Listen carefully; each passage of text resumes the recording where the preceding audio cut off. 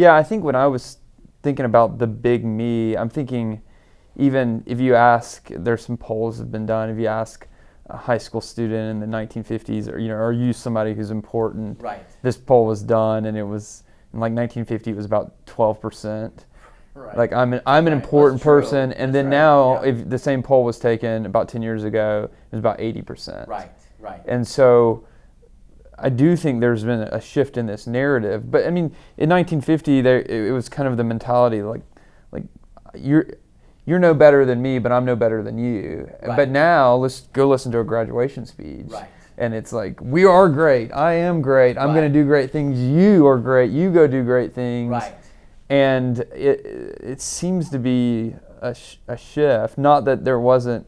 Not that sin is not a new thing, right. but there's certain ways that culture can kind of embrace, I would call narcissism as the accepted, this is normal.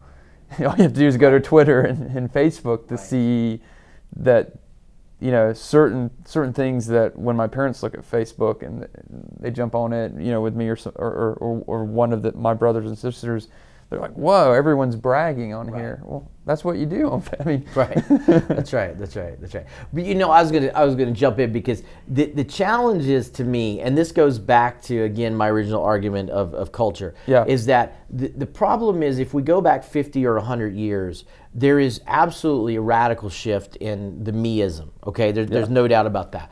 But the meism is not, in my mind, something that came out of there was nothing and then there's meism. Rather, the meism replaces other things. So, for example, I have a friend of mine in California who sent me an example of a comic book from like 40 or 50 years ago. And they were just talking about the fact that how nationalistic the conversation was that was in there, and thinking about how you would never do that today. You would never make such a nationalistic statement. And so in my mind, what's happening is that the meism is replacing, or that ism is replacing other isms. And that's the challenge of culture, is because there's always another ism that will come along. If I were someone to make a wager, when the meism of today runs its course and has done its damage, it will just move on to another ism that will be worse. And that's fair. I mean, there are certain things about the 50s that we would want to say.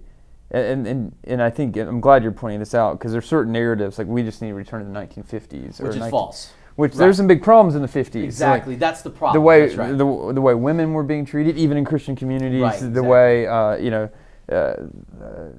ethnicities were being treated, minorities in our country. And so there's a problem with that narrative. Right, because it gave birth to the 60s. I mean, that's... So I think one of the things that we need to remember when we're engaging culture is there are things in any culture that we can affirm and even say, even as we're saying, one of the narratives now is, well, Western society, their ethics are just gone. Well, in some areas, but in other areas we could say, hey, this is actually something that's good and better. And so it's almost issue by issue rather than just this incomplete, say there's a total moral collapse. Whereas we could say things like, it's a good thing that women are given like a right to vote, and that obviously on the with racism, that's not over with yet, but it's better than it was 50 years ago, and that's a good thing. We need to do more, but the challenge is, and you mentioned the issue of women's rights, and you also mentioned the challenges of racism, and I think that the problem is that we're really dealing with an issue of trajectories. And this is what I meant about neither adopting or rejecting culture, because the challenge with any type of cultural issue is that they're on trajectories. And sometimes those trajectories go down a path that is compatible with our walk with God, and sometimes is not compatible, and sometimes it changes. A lot of these movements and a lot of the isms and a lot of the cultural things, they change, where in one generation we can stand up and say, yes, that would be great. In other culture, though, there's situations where we can't. We could think about the women's issue. If we were living about 100 years ago and we were wanting to march with the suffragettes, I think that would be great, you know. But at the same time, I can't embrace everything that goes on in some circles of the feminist movement today. Yeah. And yet at the same time, you know, it's not an issue of a challenge for desiring women to be as great as God created them to be, but it's an issue of the trajectory of those isms, the trajectory of that movement.